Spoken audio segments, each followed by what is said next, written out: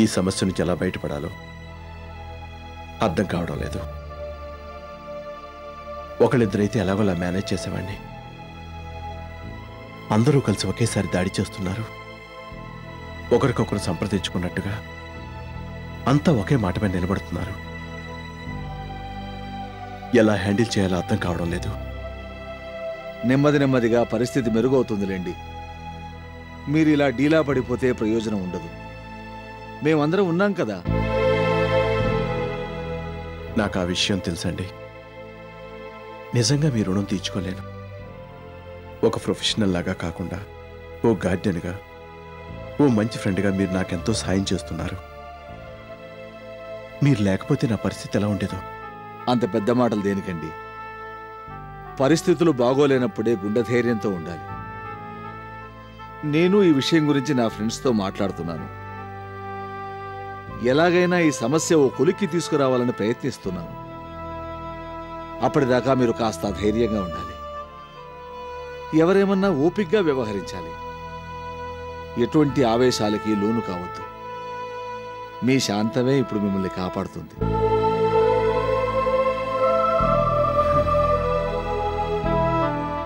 రోజంతా ఇంట్లోనే కూర్చోనుంటే ఇలాగే దిగులుగా అనిపిస్తూ ఉంటుంది. రోజుకో గంట సేపైనా మీ ఆఫీస్కి వెళ్ళొస్తూ ఉండండి. మూడు కొంత మారుతుంది. మీకెప్పుడు అవసరం అనిపిస్తే అప్పుడు నాకు ఫోన్ చేయండి. వెంటనే మీ దగ్గరకు వచ్చేస్తాను.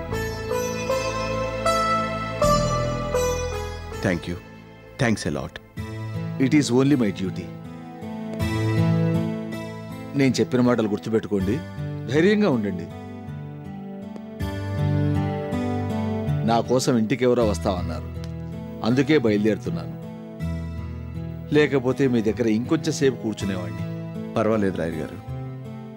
ఇప్పటికే మీ టైం చాలా వేస్ట్ అయింది. మీరు వెళ్ళండి. ఏదైనా అవసరం ఉంటే నేను మీకు వెంటనే ఫోన్ చేస్తాను. ఓకే.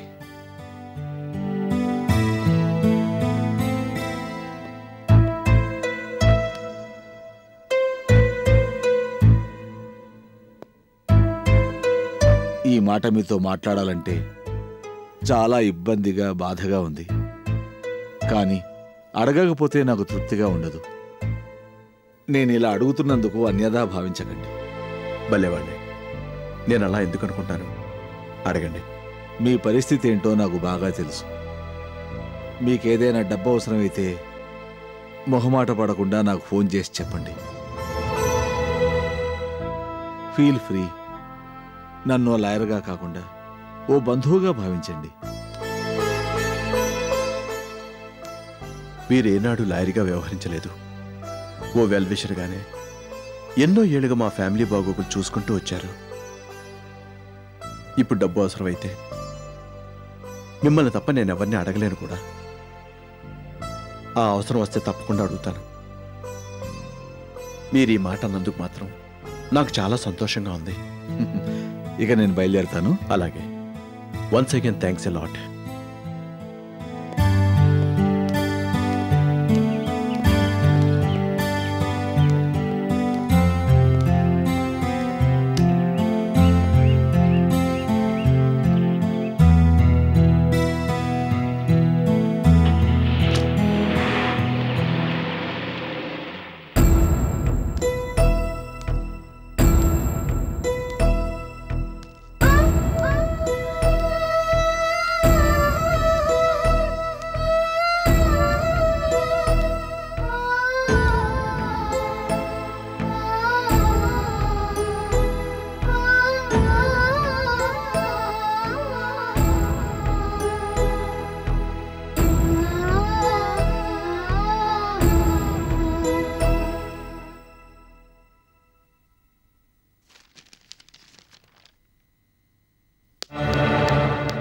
మోహన్, ఘోరం జరిగిపోయిందిరా. ఈ మహాతల్లి నిన్ను, నన్ను, మనందరినీ మోసం చేసింది. నీకు పిల్లలంటే అంత ఇష్టమని తెలుసు కూడా ఇంత పాపపు పని చేసిందంటే ఆవిడగారు అసలు మనిషే కాదు. ఏంటి మమ్మీ, ఏమైంది అసలు? ఎందుకలా ఉన్నావు?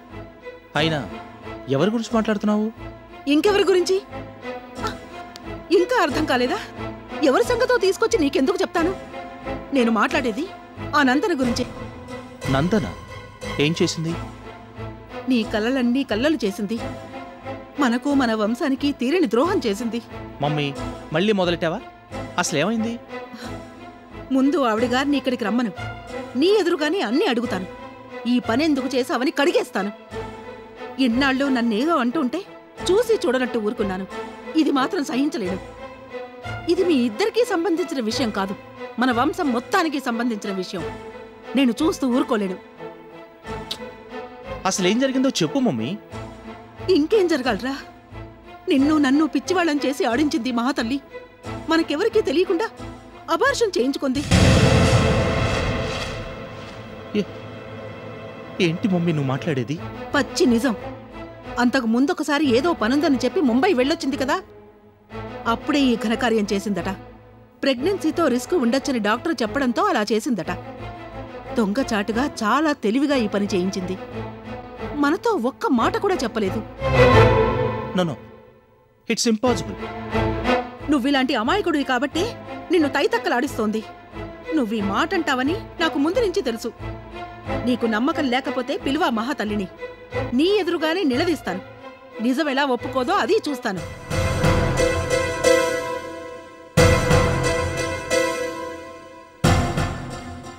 ఇంకా అలా కళ్ళు తేలేసి చూస్తావేంట్రా? పిలువ ఆవిడగారిని. అసలు ఉందా ఇంట్లో? లేకపోతే ఎప్పటిలాగానే ఎక్కడికన్నా ఊరేగుతూ వెళ్ళిందా? ఉంది. ఉంటే పిలువు. ఇంత జరిగినా ఇంకా నిమ్మకు నీరెత్తినట్టు నిలబడతావే? నీ ఆశల్ని అడియాసలు చేసింది. నీ కళ్లకు గంతలు కట్టింది. ఇంత మోసం ఎవరూ చేయరు. అసలైనా ఆ మనిషి ఏంటో నాకు అర్థం కావడం లేదు. ఎంత రిస్క్ అయితే మాత్రం ఇలాంటి పని చేస్తారంట్రా ఎవరైనా? పైగా మనతో మాట మాత్రమైనా చెప్పకుండా. చిచి, తలుచుకుంటుంటేనే అసహ్య వేస్తోంది. ఇంతకీ ఆవిడగారిని నువ్వు పిలుస్తావా, నేను పిలవనా? నందనా, నందనా.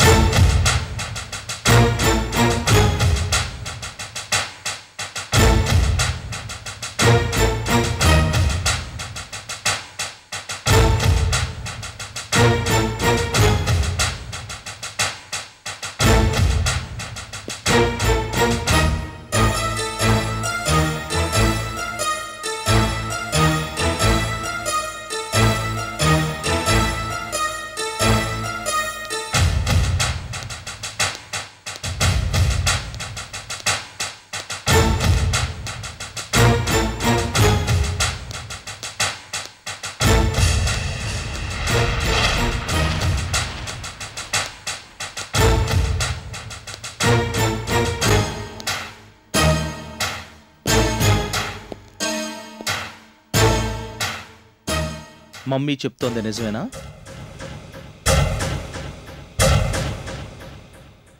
ఏం చెప్పారు? నువ్వు ముంబై వెళ్ళి మాకెవరికీ చెప్పకుండా అబార్షన్ చేయించుకున్నావా?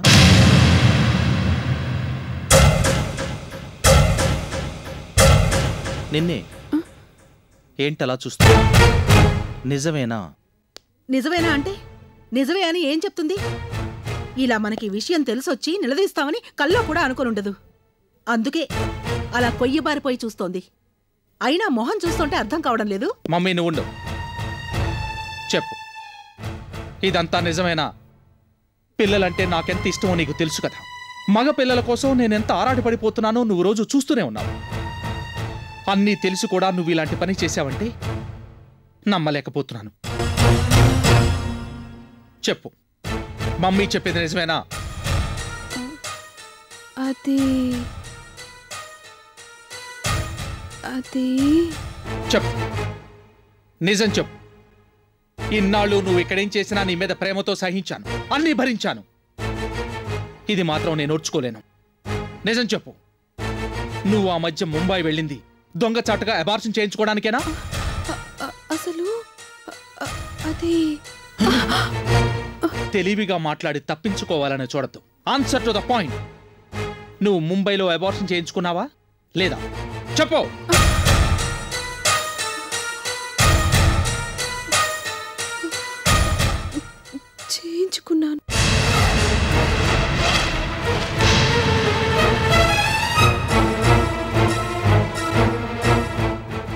అమ్మో అమ్మో, చేయించుకున్నానంటూ ఎంత ధైర్యంగా చెప్తోంది చూసావురా? నేను మొదటి నుంచి చెప్తూనే వచ్చాను. నా మాట విన్నావా? నువ్వు జాగ్రత్త పడుంటే ఈ ఉపద్రవం వచ్చి పడేదా? ఇప్పుడు చూడు, తన ఇష్టం వచ్చినట్టు చెలరేగిపోయింది. మనకి మాట మాత్రమైనా చెప్పలేదు. ఇంత అన్యాయం చేస్తుంటే నువ్వు చూస్తూ ఎలా ఊరుకుంటావురా? నువ్వు మాకు ఒక్కగానొక్క కొడుకువి. నీకో పాపో బాబో పుడితే అల్లారి ముద్దుగా పెంచుకుందామని ఎప్పటినుంచో కలలు కంటున్నాను. ఈ విషయాలన్నీ తెలిసి కూడా ఈవిడగారు మన ఆశలన్నీ పక్కన పెట్టేసి ఇలాంటి పాడు పని చేస్తుందని నేను కల్లో కూడా ఊహించుకోలేదు.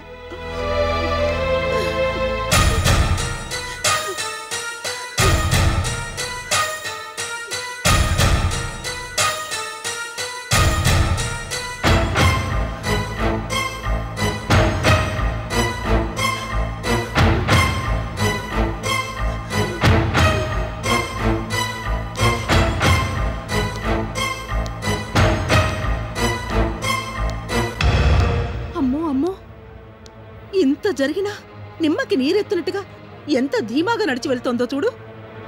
ఈ మనిషిని ఏం చేసినా పాపం లేదు. ఏంట్రా, ఆవిడగారంత పని చేశాక కూడా ఇంకా అలా చూస్తూ నుంచున్నావే? నువ్వింత చాతగానబడవనుకోలేదు. నీ స్థానంలో ఇంకొకళ్ళుంటుంటే చెంప చెళ్ళు మనిపించేవాళ్ళు. ఇంకెప్పుడు ఇలాంటి పనులు చేయకుండా బుద్ధి చెప్పేవాళ్ళు. అవునులే, నువ్వు ఆవిడగారిని మొదట్నుంచి కంట్రోల్లో పెట్టుంటే మనకి బాధలన్నీ ఎందుకొచ్చుండేవి? ఏదో సామెత చెప్పినట్టు నీ అండ చూసుకుని ఆవిడగారు అలా చెలరేగిపోయింది. ఇప్పటికైనా నీ ధోరణి మార్చుకోకపోతే మనకి మన వంశానికి భవిష్యత్ అనేదే ఉండదు.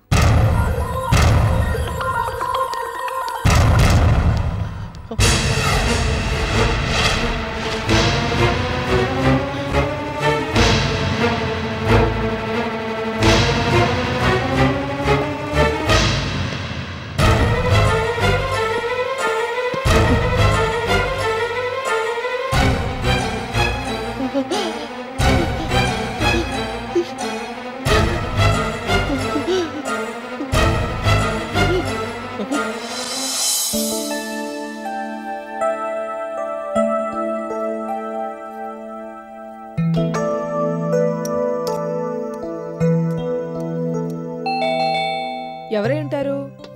ఏవో మరి. సరే, నే వెళ్ళి చూసొస్తానులే.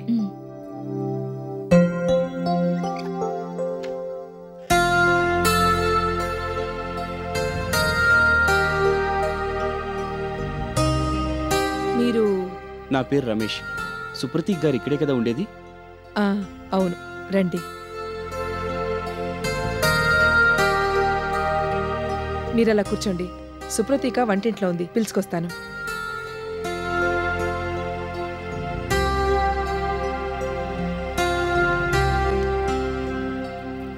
ఎవరక్కా? ఎవరో రమేష్ గారట.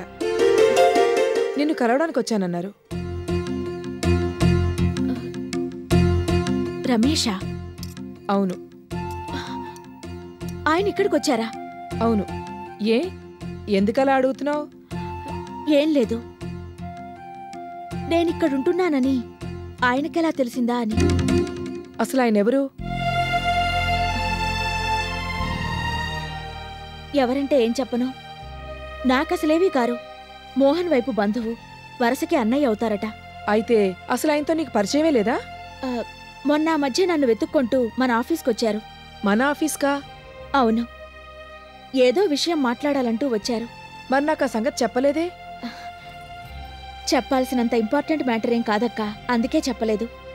నీతో ఏదో మాట్లాడాలంటున్నారు, వెళ్ళి చూడు. సరే.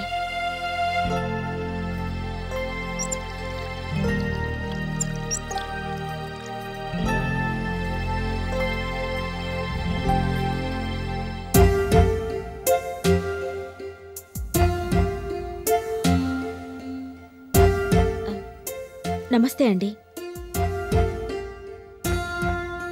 నమస్తే. పర్వాలేదు, కూర్చోండి.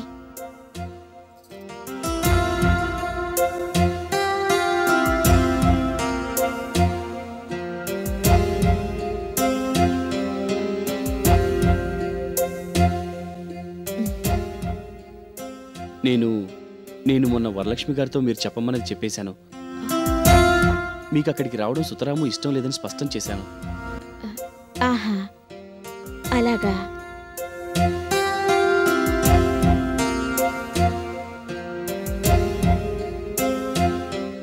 చిన్నమ్మ నా మాట వినిపించుకోలేదు. ఎలాగైనా మీ మనసు మార్చాలని తాపత్రయపడుతోంది. మరోసారి మీతో మాట్లాడరమ్మని చెప్పింది. ఆహా, నేను చెప్పేశానులేండి. ఇంకెప్పుడు ఆ టాపిక్ మీ దగ్గర ప్రస్తావించనన్నాను. ఐసీ. ఈ పెద్దవాళ్ళు ఓ పట్టాన వినరండి. వాళ్ళ చాదస్తాలు వాళ్ళవే. నిజమేనండి. మీరు చెప్పిన దాని గురించి బాగా ఆలోచించానండి.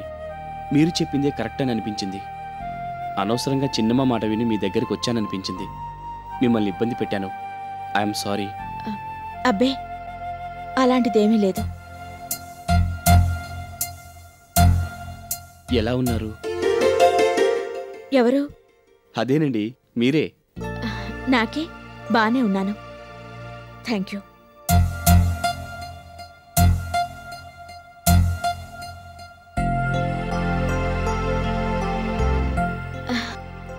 ఈవిడ సరస్వతి గారు, నాకు దూరపు బంధువు. Nice meeting you. The pleasure is mine. మీరేం తీసుకుంటారు? జ్యూస్ తీసుకుంటారా లేక కూల్ డ్రింక్ తీసుకురానా? అబ్బే, అలాంటివేం వద్దండి. ఇందాకే టిఫిన్ చేశాను.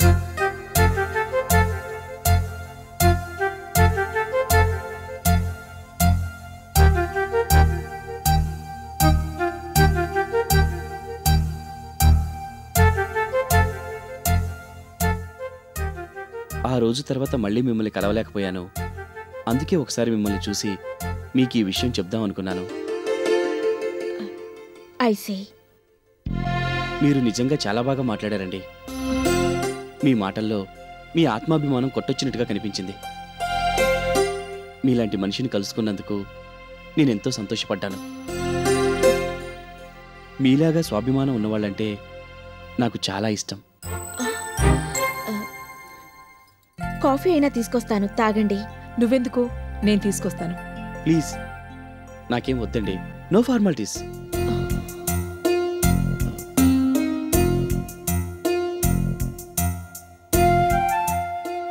ఈ విషయం ఆఫీస్కి వచ్చి చెప్పొచ్చు, కానీ ఎందుకనో ఇంటి దగ్గర అయితే బాగుంటుందనిపించింది.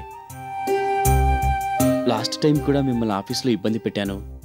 అందుకే ఈసారి అలా చేయకూడదని మీ అడ్రస్ కనుక్కొని ఇక్కడికి వచ్చాను. మీరు ఏదైనా పనిలో ఉన్నారా? I hope I'm not disturbing you. అబ్బే, అలాంటిదేమీ లేదు.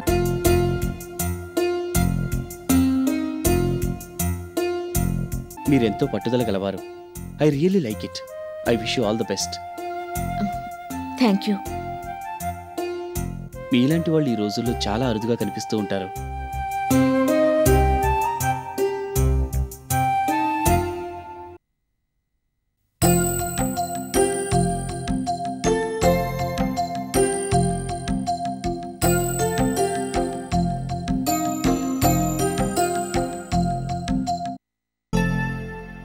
ఇక నేను బయలుదేరుతానండి. జస్ట్ మిమ్మల్ని ఒకసారి కలవాలనిపించి ఇలా వచ్చాను. సరేనండి. వెళ్ళొస్తానండి. బాయ్. వస్తానండి. అలాగే.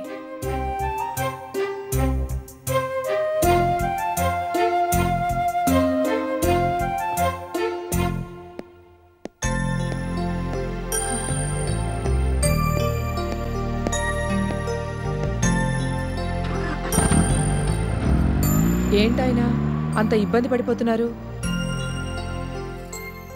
ఏవో మరి, ఆయన కంటే ఎక్కువగా నేను ఇబ్బంది పడ్డాను.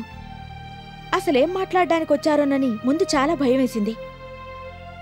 ఆ తర్వాత కూడా చాలా ఇబ్బందిగా అనిపించింది. నేను చూస్తూనే ఉన్నాను. నిజం చెప్పాలంటే ఆయన ఎందుకు వచ్చారో నాకు అర్థం కావడం లేదు.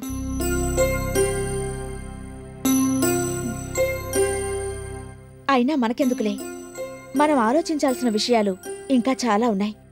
అయ్యో, వంట సంగతే మర్చిపోయాను.